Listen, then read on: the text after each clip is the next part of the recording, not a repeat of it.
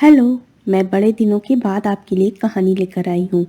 पसंद आए तो लाइक शेयर सब्सक्राइब ज़रूर कीजिएगा।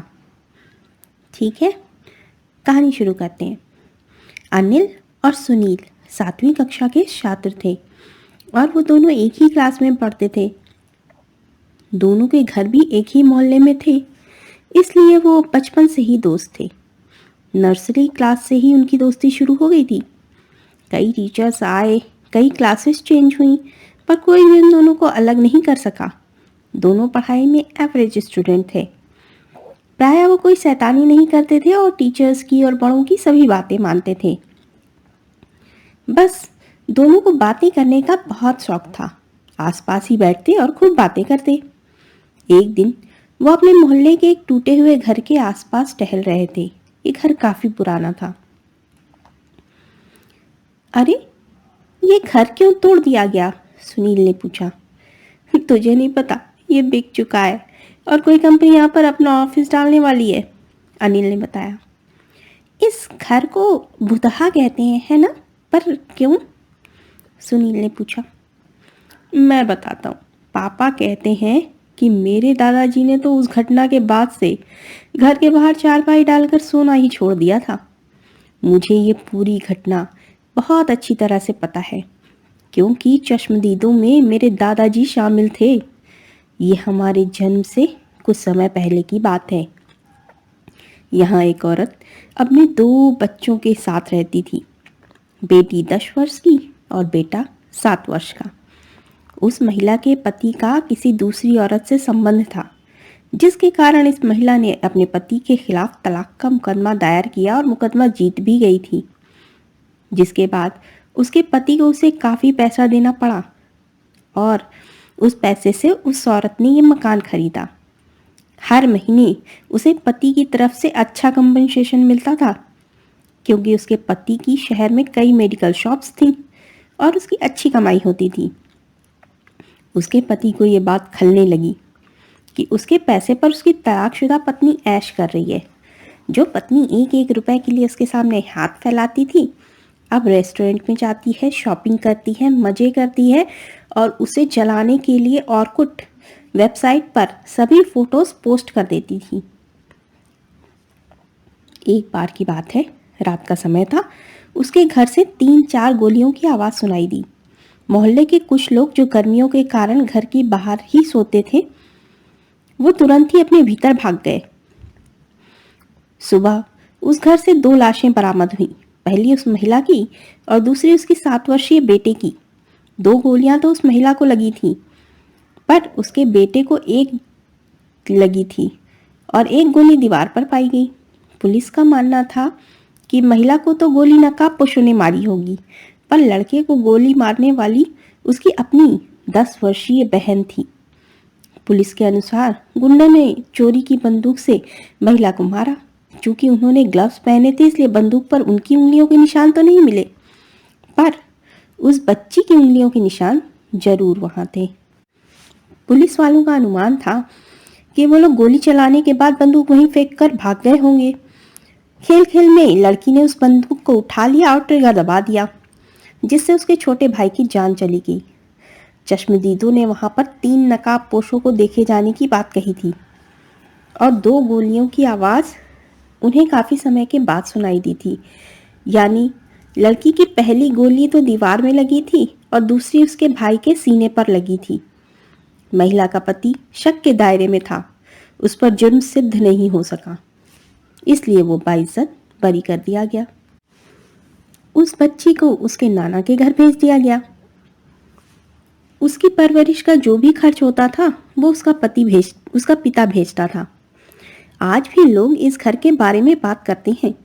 कोई भी इसे खरीदने की हिम्मत नहीं करता। ये घर मेन हाईवे से लगा हुआ कॉर्नर पर स्थित है, इसलिए एक कंपनी ने इसे कॉमर्शियल लैंड में कन्वर्ट कराकर यहाँ अपना कोई ऑफिस खोलने का प्लान बनाया है। क्योंकि भूत प्रेत तो रात में एक्टिव होते हैं, तो ये जगह दिन के समय सेफ है। ऑफिस भी सुबह से शाम के लिए खुलेगा, रात में तो बंद ही रहेगा ना, तो यहाँ पर भूत किसी को परेशान नहीं कर सकेंगे, अनिल ने बताया। पर उस लड़की का क्या हुआ? सुनील ने पूछा। क्या पता, अब तक तो उसकी शादी भी हो गई होगी, पता नहीं वो अपनी माँ को याद करती भी होगी या नहीं। अनिल ने सोचते हुए कहा, रात में कोई इस घर में नहीं आ सकता है ना? हाँ हाँ, यहाँ आज भी उस माँ बेटी की आत्मा दिखाई देती है। कई लोगों ने उन्हें मदद के लिए पुकारते हुए सुना है। क्या लगता है, क्या वाकई परालौकिक जीव होते होंगे? और अगर हैं भी तो क्या वो हम मनुष्यों से संपर्क करते होंगे? अनिल ने पूछा। जब तक मैं अपनी आंखों से न देखूं, यकीन तो नहीं करूंगा, सुनील ने कहा। सही कहा, मैं भी। तो क्यों ना चलकर सच्चाई जाने और सबको बताएं। हम मोबाइल कैमरा ऑन करके ले चलेंगे और पूरा वीडियो बनाएंगे। यार मज़ा ही आ जाएगा। इस घर का डर लोगों के दिमाग से निकल जाएगा। हमारी फोटो अखबार में छपेगी सो अलग। सुनील को फेमस होने का बड़ा शौक है। प्लान बनाकर वो लोग उसी रात उस घर में प्रवेश कर गए। घर में घुसते ही उन्हें नेगेटिव वेव्स मिलने लगी। सबसे पहला एक गलियारा था जिसके एक तरफ वॉशरूम बना था और दूसरी तरफ एक कमरा था जिसका दरवाज़ा आंगन में खुलता था। यह गलियारा आंगन में जाकर खुला। गलियारे के बगल वाला कमरा और एक और कमरा यहाँ था। इसी आंगन के ऊपर की ओर सीढ़ी गई थी, जहाँ इन्हीं दोनों कमरे के ऊपर दो और कमरे बने थे। कमरे बड़े, खुले और हवादार थे। नीचे के कमरे खाली पड़े थे, पर ऊपर का बड़ा कमरा बहुत ही सजा हुआ था। यहाँ डबल बेड, अलमीरा और कई फर्नीचर भी रखे हुए थे। वो दोनों वहाँ की चीज़ें देखने में मगन हो गए। अनिल आगे आगे था और बीच बीच में मुड़कर सुनील को देख रहा था। दोनों ने मोबाइल की फ्लैशलाइट और कैमरा ऑन कर रखा था ताकि वीडियो बनाकर सबको दिखा सकें। ऊपर एक छज्जा भी था जो बड़े वाले कमरे से लगा हुआ था। अनिल, मेरे कैमरे की फ्लैशलाइट काम नहीं कर रही है, ये लुपलुपाने क्यों लगी? बैटरी तो फुल है ना? हाँ, फोन थपथपाते हुए सुनील ने कहा। चल मेरे साथ, मेरे कैमरे की फ्लैशलाइट एकदम सही काम कर रही है। चल चल के छज्जे के बाहर का व्यू लेते हैं। अनिल कैमरा लेकर छज्जे पर गया और उसने वहां से बाहर का व्यू कैप्चर किया। फिर वो वापस कमरे में आया। सुनील को कमरे में ही होना चाहिए था क्योंकि वो उस समय तक वहीं रखी बड़ी सी अलमारी को खोलकर उसका वीडियो बना रहा था। जब अनिल छज्जे पर गया, सुनील सुनील कहाँ है तू? पर उसे कोई आवाज नहीं आई। वो अलमीरा अभी भी खाली पड़ी थी। बड़े बड़े मकड़ी के जाले झूल रहे थे। कुछ जाले उसने हटाए। सुनील उस कमरे में कहीं नहीं था। शायद वो किसी दूसरे कमरे में हो या नीचे चला गया हो। ऐसा सोचकर अनिल नीचे आया, पर उसे वो वहां नहीं मिला। अब तो अनिल पैनिक होने लगा और जोर जोर से उसे पुकारने लगा। हर जगह, यहाँ तक कि फर्नीचर्स की ड्रॉर्स में भी और किताबों के पन्नों में उसे ढूंढने लगा। उसने उस घर का चप्पा चप्पा छान मारा। सुनील को फोन मिलाया तो phone out of coverage area था।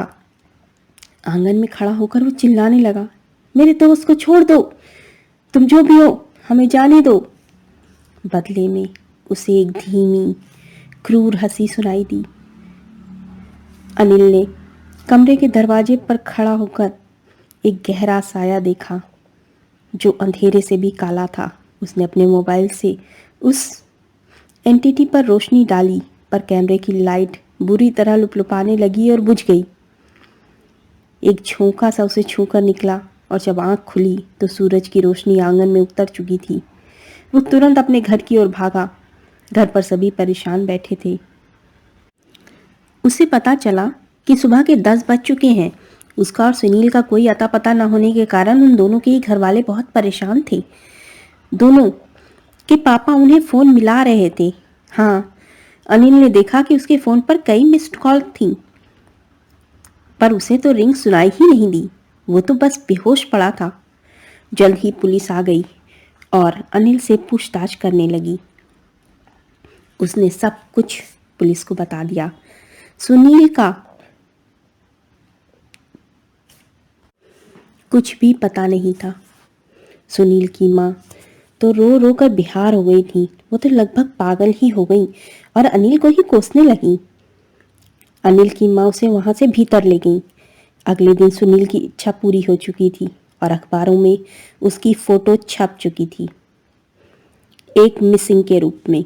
कुछ ढीठ रिपोर्टर्स ने मोहल्ले वालों का इंटरव्यू लिया और लापता बच्चे और उसके स्कूल के भूतिया कनेक्शन की कहानी निकलकर सामने आई। इसके बाद तो अखबार इस खबर से पट पड़े। अनिल इतना डरा, डिप्रेस्ड और परेशान था कि उसके घर वाले उसे अकेला नहीं छोड़ना चाहते थे। हर समय कोई ना कोई उसके साथ रहता। 2 सप्ताह ऐसे ही बीत गए। पेपराजीज ने इस खबर से खूब पैसे बनाए। शहर के टीवी चैनल्स पर बाबाओं की डिबेट लगी थी। लौकिक परालौकिक दुनिया के बारे में 14 डायमेंशन से लेकर मल्टीवर्स तक पर चर्चा छिड़ी हुई थी। कुछ लोगों का तो ये भी मानना था कि अनिल ने ही किसी नेगेटिव एनर्जी के वश में होकर अपने दोस्त का कत्ल करके उसकी लाश कहीं गायब कर दी है, ठीक वैसे ही जैसे 1 साल पहले उस लड़की ने अपने भाई का कत्ल किया था। कुछ लोगों का तो मानना था कि ये सब उसी पारलौकिक जीव का काम है। इन सब वीडियोस के कारण अनिल और भी ज्यादा उदास और परेशान रहने लगा। कभी कभी तो खुद के दिमाग पर उसको शक होने लगा कि कहीं वाकई उसने खुद पर नियंत्रण खोकर सुनील को मार तो नहीं दिया और फिर कहीं छुपा दिया। वो उन जगहों की भी कल्पना करने लगा जहां वो लाश छुपा सकता था, जैसे कि वो कवर्ड। एक दिन अनिल उदास बैठा हुआ था, टीवी पर न्यूज़ देख रहा था। घरवाले उसे बहुत रोकते कि वह खुद से जुड़ी हुई न्यूज़ ना देखे, लेकिन वो बार बार उस दिन को जीना चाहता था और रोकने पर आक्रामक हो उठता था। तभी डोरबेल बजी और माँ ने दरवाजा खोला। संडे का दिन था, सभी लोग घर पर थे। दरवाजे पर एक घुंघराले बालों वाली महिला खड़ी थी। नमस्ते, मेरा नाम कृतिका है। मैं उस भूतिया घर के बारे में बात करने आई हूँ। माफ कीजिए, हमें कोई इंटरव्यू नहीं देना है, हम तंग आ चुके हैं जवाब दे देकर। माफ कीजिए, शायद आप मुझे रिपोर्टर समझ रही हैं, पर मैं कृतिका बंसल हूँ। उस घर में मैं ही अपनी माँ और भाई के साथ रहती थी और मैंने ही अपने छोटे भाई को गोली मार दी थी।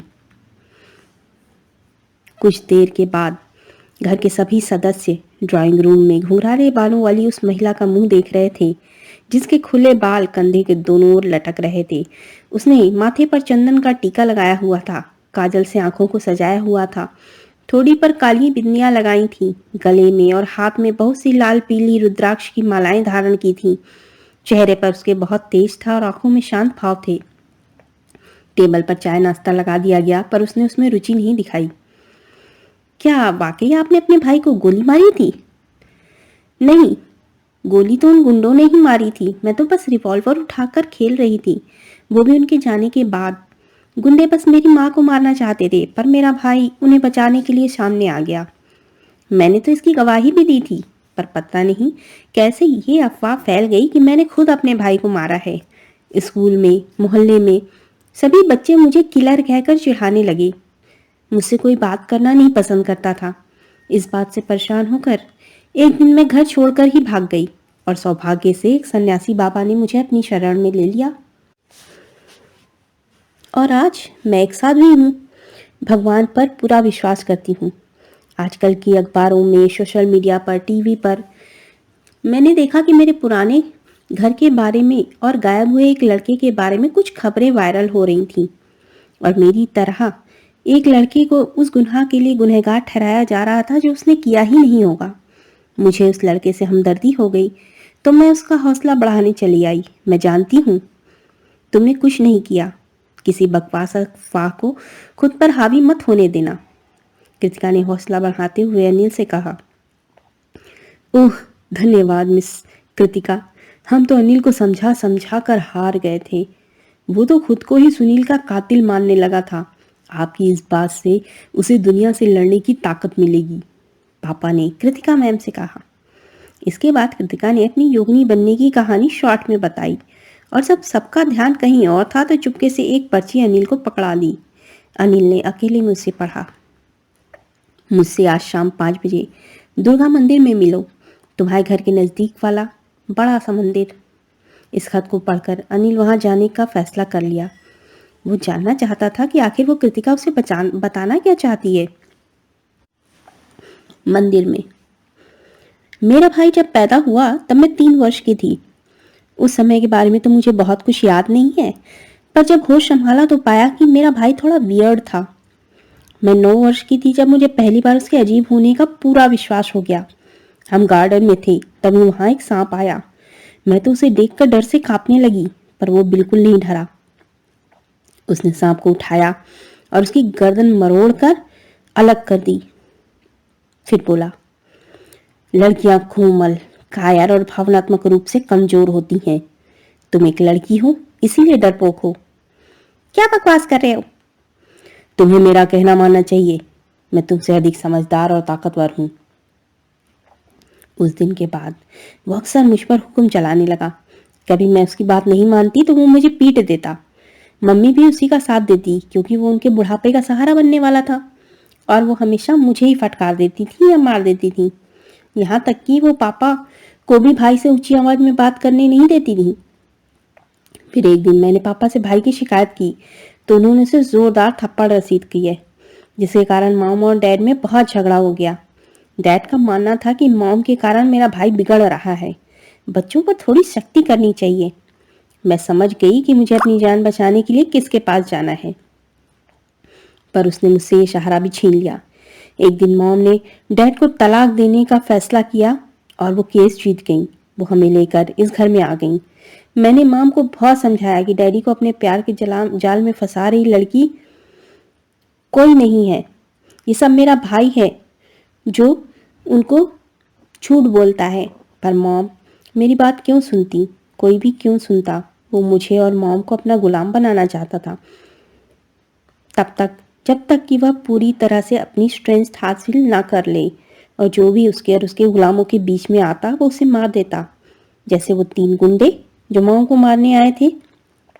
डैड को लगा कि मॉम का दिमाग खराब है और वो हमारी परवरिश नहीं कर सकेंगी, इसीलिए उन्होंने उन्हें मरवाने का फैसला किया। मॉम वाकई मेरे भाई को लेकर पागल हो गई थी।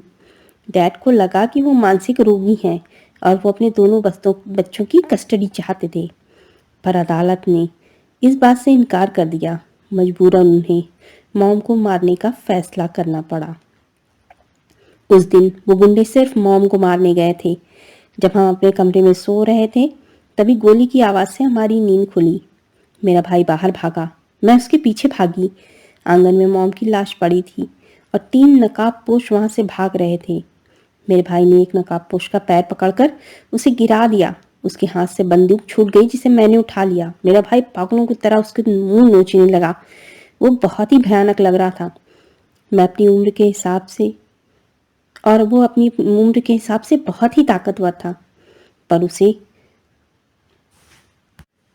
ले जाने के लिए जब उसके बाकी के दोनों साथी लौट कर आए तो मेरे भाई ने उन तीनों को भी अच्छी तरह से मरम्मत कर दी। मैंने तो उनकी हड्डियां टूटने की आवाज़ भी सुनी थी। वो भी सोच रहे होंगे कि कहाँ फंस गए। किसी तरह तीनों जान बचाकर भाग गए। तब उसकी नज़र माँ पर और मुझ पर पड़ी। मैं तो डर के मारे कांपने लगी। मम्मी, मम्मी मर गई। हाँ, और अब तुम बड़े होने तक मेरी देखभाल करोगी। जब मैं पूरी ताकत हासिल कर लूंगा तब मैं इन सब से बदला लूंगा, जिन्होंने मेरी गुलाम यानी मेरी माँ को मुझसे छीन लिया। अब मुझे तुम्हारे साथ की ज़रूरत है। जब तक मैं पूरी शक्ति हासिल न कर लूँ, तुम्हें मेरी सेवा करनी होगी। बदले में मैं तुम्हें इनाम दूंगा। अब हमें डैड के पास रहना होगा। ये सोचकर मैं थोड़ा सा खुश हो गई। हाँ, और इस बार डैड के पास जाकर तुम मेरी शिकायत नहीं करोगी, वरना मैं तुम्हारी और डैड की भी हड्डियां वैसे ही तोड़ दूंगा जैसे। वो भयानक गुर्राहट के साथ बोला, और उसके शब्द पूरे भी नहीं हुए क्योंकि मैं डर के मारे उस पर गोली चला बैठी थी। वो मर गया। उसके बाद वही हुआ जो तुम्हारे घर पर मैंने बताया। तुम्हारा भाई कौन था? क्या वो किसी स्पिरिट के द्वारा पजेस्ड था? वो खुद एक बुरी स्पिरिट था। वो शैतान था। मैं तुम्हें कहानी सुनाती हूँ। सतयुग में एक शैतान यानी कि असुर ने ब्रह्मा से अपनी इच्छा अनुसार संतान प्राप्ति का वरदान मांगा। ब्रह्मा ने उसे यह वरदान दे भी दिया, जिसका प्रयोग करके वो अपने 1000 पुत्र उत्पन्न करना चाहता था। शैतान का मानना था कि स्त्रियां मूर्ख और कोमल होती हैं, वो अयोग्य होती हैं, इसलिए वो पुत्र उत्पन्न करना चाहता था जो धरती पर उसके बुरे विचारों का समर्थन करें और बुराई फैलाएं। पर ईश्वर की इच्छा के आगे किसकी चलती है? उसने गलती से 1001 मूर्तियां बनाई और उसमें अपनी आत्मा के अंश डाल दिए। और 1000 पुत्रों की कामना की। चूंकि 1001 मूर्तियां थीं, सो आखिरी मूर्ति स्त्री के रूप में जीवित हो उठी। उस स्त्री में भी असुर का ही अंश था। पर जब असुर को यह बात पता चली तो वो पहले तो बच्ची को मारने के लिए तैयार हो गया, पर बाद में उसने सोचा कि इसको मैं अपना सेवक बना लेता हूँ। वैसे भी उसे और अपने बेटों को सेवक चाहिए था। इस तरह वह बच्ची आसुरी विचारधारा के बीच बढ़ने लगी, पर वो उनके विचारों के साथ तालमेल नहीं बिठा सकती थी।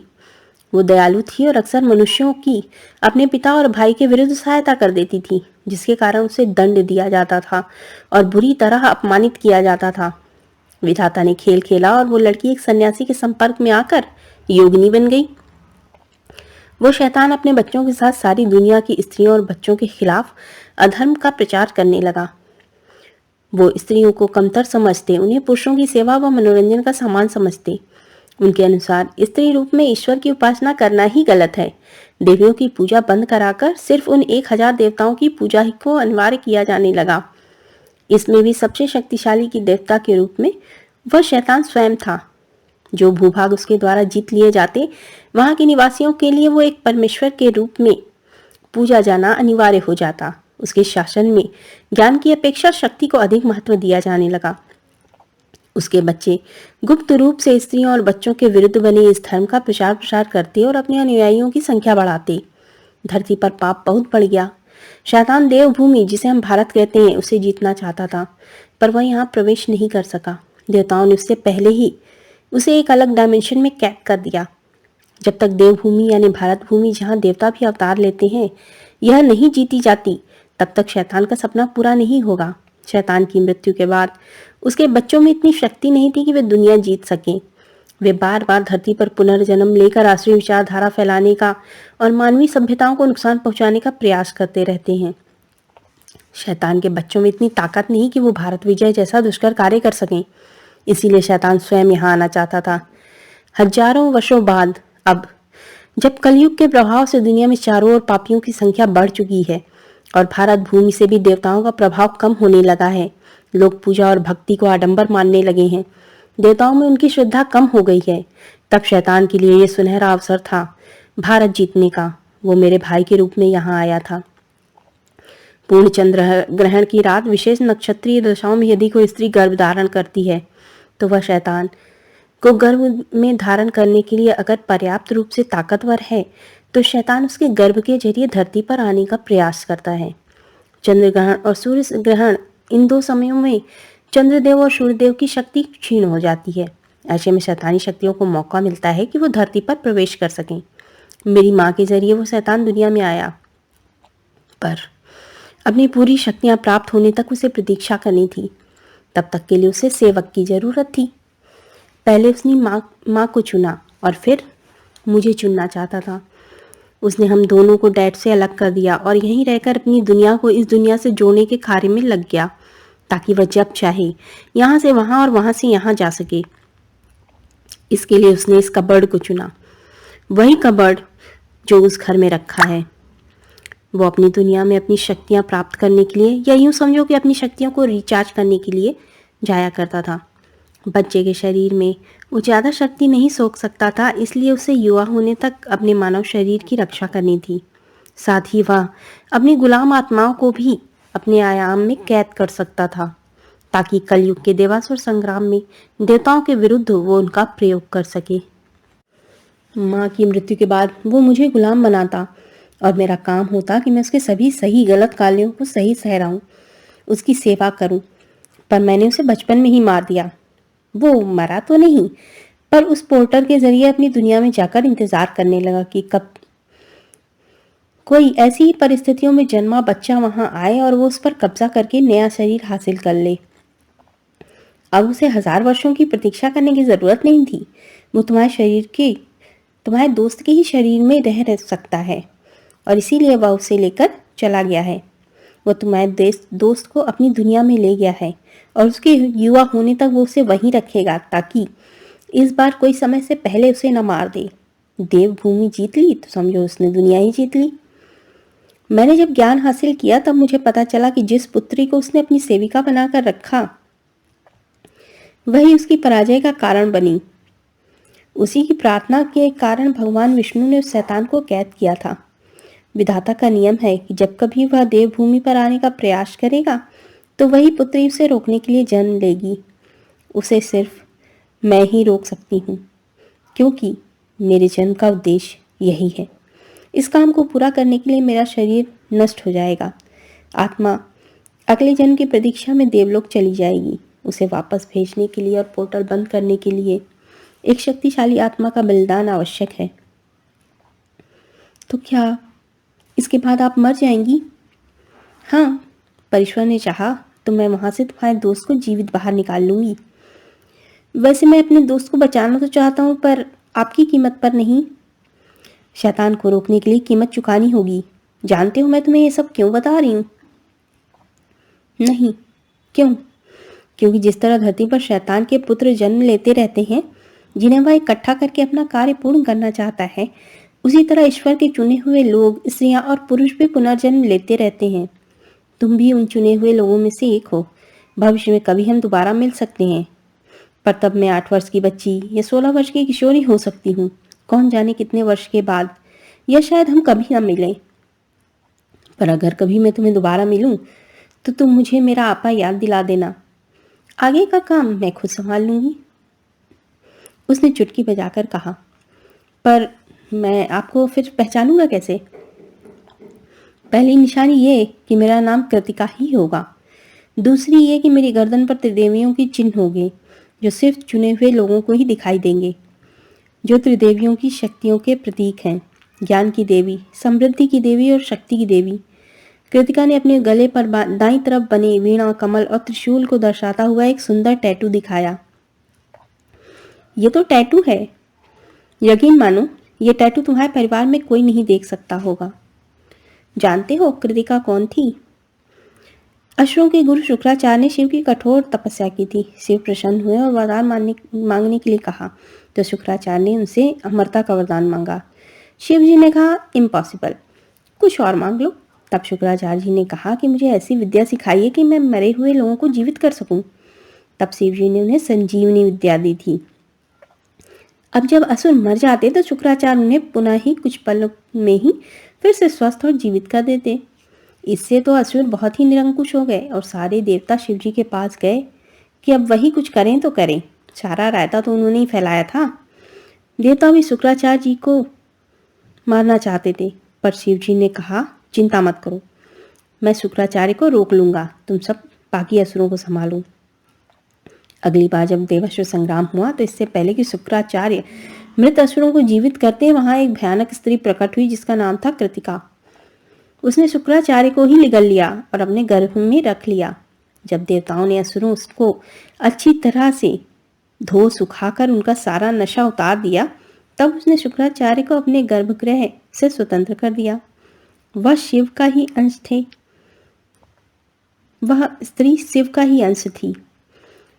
इस शैतान के विरुद्ध मुझे भी यही नाम मिला है, कृतिका। वाव, आप तो सुपर वुमन है, पर मुझे आपके लिए अभी भी दुख हो रहा है। इट्स ओके, मेरा काम ही यही है। शरीर तो नश्वर है, इसे नष्ट होना ही है। किसी काम आकर नष्ट होगा तो ज़्यादा अच्छा है ना। वैसे भी मैं दुनिया और परिवार के लिए तो मर ही चुकी हूँ। मेरा तो वैसे भी कोई अस्तित्व तो है ही नहीं। आज रात मैं वो द्वार बंद कर दूंगी जिससे भविष्य में फिर उसे धरती पर आने के लिए स्त्री गर्भ का सहारा लेना होगा। उसके उद्देश्य की पूर्ति के लिए, अपने अधर्म के प्रचार के लिए उसे मानव शरीर की आवश्यकता है। अपने निराकार ऊर्जा रूप में वह ये काम कर ही नहीं सकता। और हाँ, जब तुम्हारा दोस्त यहाँ वापस आए तो उसके इस बारे में ज़्यादा मत पूछना। इससे वो दिमागी संतुलन खो सकता है, क्योंकि उसके बारे में सोचने पर वो उससे जुड़ने की कोशिश करेगा और शैतान उसका दिमाग खराब कर देगा। तो अपने दोस्त का ध्यान रखना। जरूर, मैं उसका ध्यान रखूंगा। अगले दिन सुनील अपने घर लौट आया। उसने यही कहा कि वो कहाँ था उसे कुछ भी नहीं पता, सिवाय अनिल के। हर कोई इससे गायब होने और अचानक लौटने के बारे में पूछा करता था, पर अनिल हमेशा दूसरों को डांटकर भगा देता था कि उसका पीछा छोड़ दो, उसे परेशान मत करो। इसलिए सुनील अधिक से अधिक सिर्फ अनिल के साथ रहता और बाकी सबसे दूरी बनाकर रखता। डिबेट शोज में साइकोलॉजिस्ट ने बताया कि सुनील उस घर में इतना डर गया होगा कि वो अपने दोस्त को छोड़कर भाग खड़ा हुआ होगा और सदमे के कारण कई दिनों तक सड़क पर इधर उधर भटकता रहा होगा। यहाँ तक कि वह अपने घर का रास्ता भी भूल गया होगा। एंजाइटी की दशा में ऐसा हो जाता है कि व्यक्ति अपनी सुध-बुध खो देता है। सुनील को भी यही बात सही लगी और उसने भी यही मान लिया। फिर एक दिन उसने अनिल से कहा, अनिल, मुझे नहीं लगता कि मुझे एंजाइटी की समस्या थी। यार, किसी ने मुझे उस कबर्ड में खींचा था। वहां अंधेरा था। ना तो मैं वहां रहना चाहता था, ना वहां से जाना चाहता था। वहां एक अजीब सी शांति महसूस हो रही थी, जैसे कुछ हासिल करने की इच्छा ही नहीं रही। न भूख, न प्यास, न नींद। मुझे तो एहसास भी नहीं कि मैंने वहां कई सप्ताह बिता दिए। मैं तो जैसे बस कुछ मिनटों के लिए ही वहां रहा। जब एक दीदी वहां पर आई और मेरा हाथ पकड़कर उन्होंने मुझे अंधेरे से बाहर ले आया। मैं अचानक नींद से जागा। मुझे याद आया कि हम दोनों वहां साथ आए थे और तब मुझे तुझे आवाज़ लगाने का मन हुआ। मैं बाहर की ओर भागा। मैंने सोचा कि तू मुझे अकेला छोड़कर चला गया है, पर जब घर पहुंचा तो पता चला कि मैं खुद कई सप्ताह से घर नहीं लौटा। मैं तो ये किसी से कहता तो कोई मेरा यकीन ही नहीं करता, इसलिए मैं चुप ही रहता हूँ। पर तू तो मेरा सच्चा दोस्त है ना। तूने एक बार भी मुझसे इस बारे में कुछ नहीं पूछा, बल्कि दूसरों को भी ऐसा करने से मना किया। थैंक्स यार। मैं वाकई इस बारे में कोई बात नहीं करना चाहता। मेरे दोस्त, तू वापस आ गया, यही मेरे लिए सबसे बड़ी बात है।